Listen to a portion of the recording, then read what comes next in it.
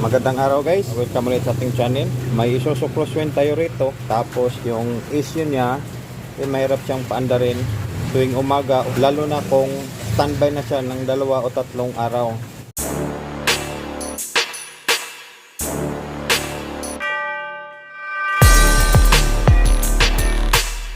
Hindi naman yung baterya ang nagiging issue niya dahil malakas naman yung redondo.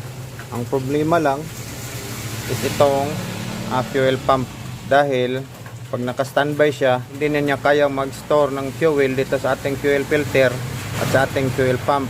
So ang nangyayari, pag naka-standby lang siya, yung fuel na dito galing sa ating filter at saka fuel pump, bumabalik siya doon sa ating tangke dahil yung fuel pump natin isira na. So ngayon papalitan natin yung fuel pump, tapos mamaya papakita ko sa inyo kung paano malalaman kung sira na ba yung fuel pump natin o kailangan lang linisan. So una, tatanggalin natin itong 2 hose. Pagkatapos, itong 3 bolt, 1, 2 at saka isa doon sa ilalim.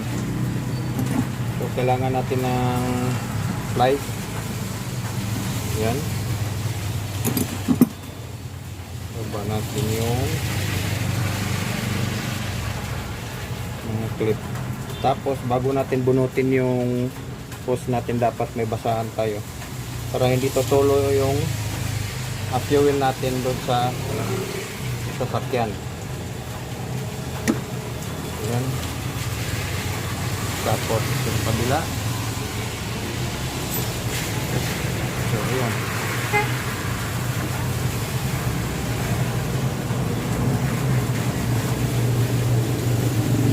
Ngayon, yung 10mm naman.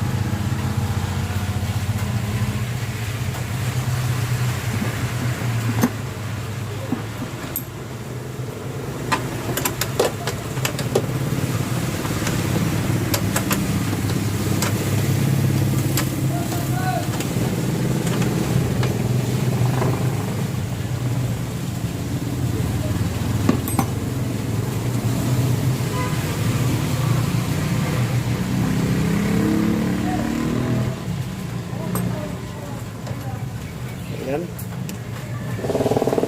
So yan guys, ito na yung fuel pump. So ngayon, papakita ko sa inyo kung paano malalaman kung sira na ba yung fuel pump natin o hindi. So kung makikita nyo, may 2 tubo yan. Yung isa may arrow. Yan. Tapos ito wala. So ngayon, itong tubo na to, itong walang arrow, dito natin susubukan.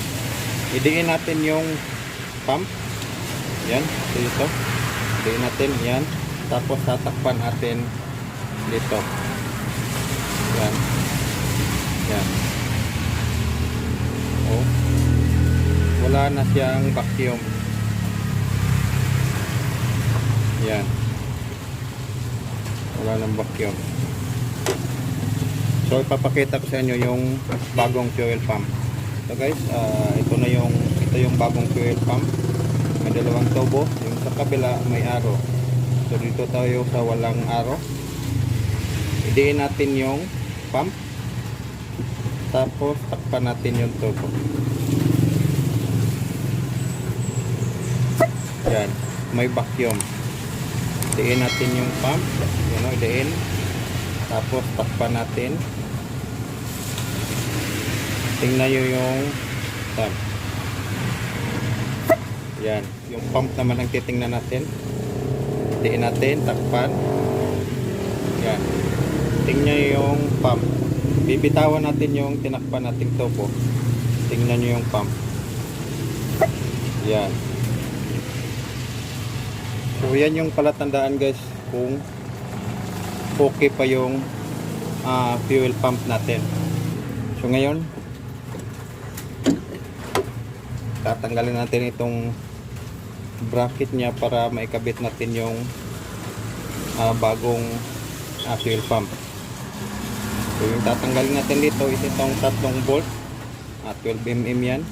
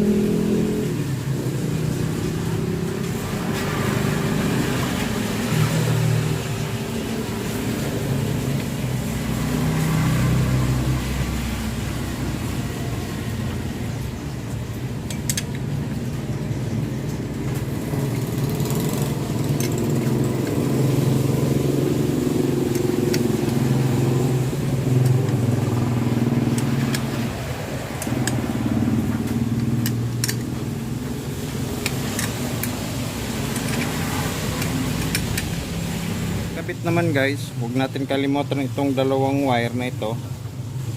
Yan. Kabit natin yan dito sa ito.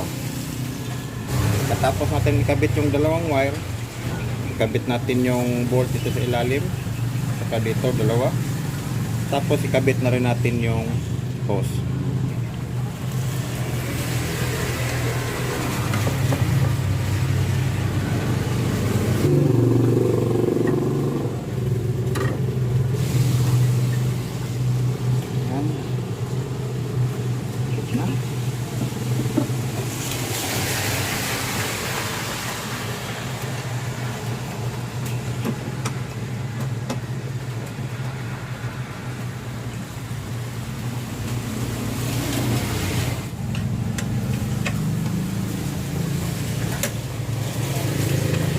So ayan guys, nakabit na natin yung fuel pump.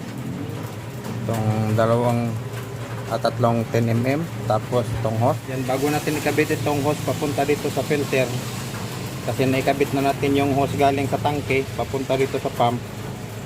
So bubombahin muna natin. Huwag natin kalimutan lagyan ng basahan sa ibaba. Yan. Tapos bubombahin natin hanggang tutulo yan.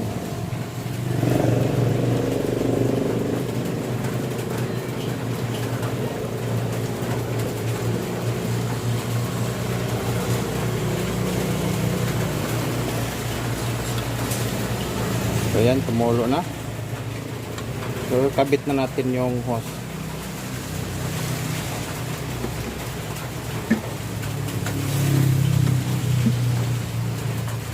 Yan.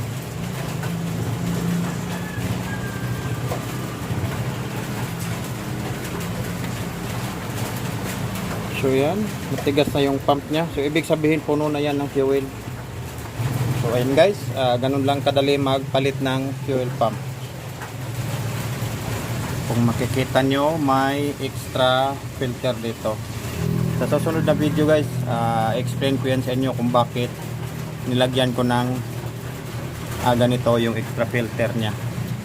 Siya nga pala, kung ka-encounter kayo ng ganito, yung mahirap andarin sa umaga, tapos pag binomba nyo, nagagana yung fuel pump nyo, wag kayong magdesisyon kaagad na papalitan yung fuel pump. Dahil minsan naman guys, hindi nasisira yung fuel pump natin, nababarahan lang ng dumi. Kumbaga yung parang blade sa ilalim, pag binobomba kasi natin yan o pagdadalo yung fuel, bumubukas yan. Tapos pag naka-standby na, nagsasarado yan. Minsan kasi, yung blade natin sa ilalim, nalalagyan na yan lalagyan ng dumi. So nakabukas palagi. So hindi rin gagana yung pump natin guys. Kung gagana man, ibabalik niya rin yung fuel doon sa ating tangke. So bago kayo magdesisyon na bili ng bagong pump, titingnan nyo muna yung blade sa ilalim. Sa susunod na video guys, papakita ko sa inyo kung paano natin i-check yung blade sa ilalim, kung may dumi ba o wala, o kailangan na bang palitan yung fuel pump mo o hindi. So yan lang siguro guys sa video natin ngayon. Sana may natutunan kayo. Paki-subscribe, paki-hit yung bell icon para ma-notify kayo sa susunod na videos natin. Maraming salamat.